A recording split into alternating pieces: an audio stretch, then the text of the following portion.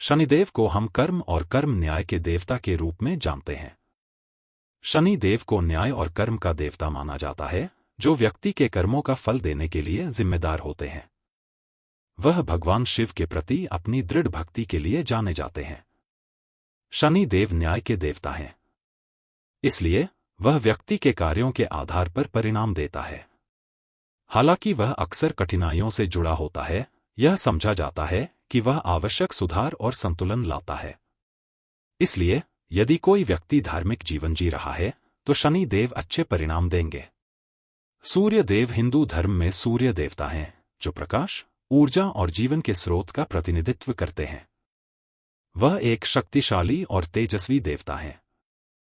शनिदेव के जन्म के संदर्भ में उनकी तीव्र चमक एक महत्वपूर्ण कारक है।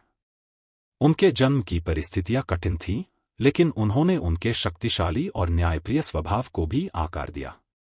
लेकिन शनि देव के जन्म की कहानी एक जटिल है, जो स्कंद पुराण जैसे हिंदू ग्रंथों में पाई जाती है।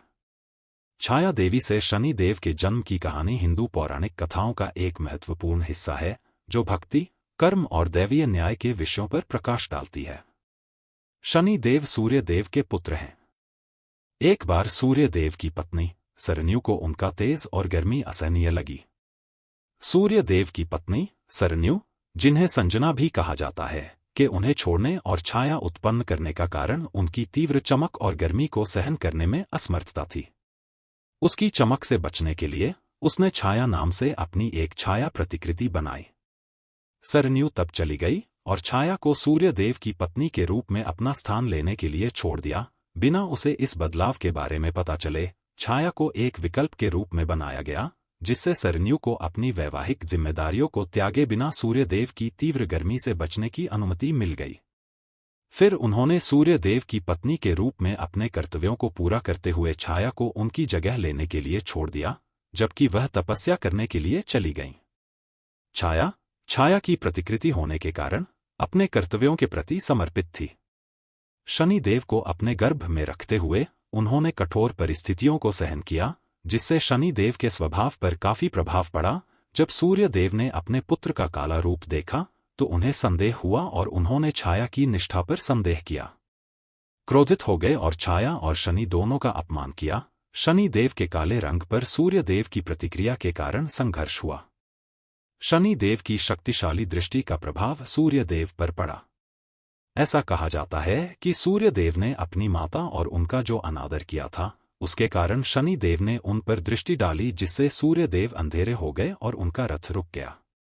शनि देव का जन्म गहरे रंग के साथ हुआ था, जो कठोर परिस्थितियों में छाया की गहन तपस्या का परिणाम था। इससे सूर्य देव अप्रसन्न हो गए, जिससे संदेह और संघर्ष पैदा हो गया।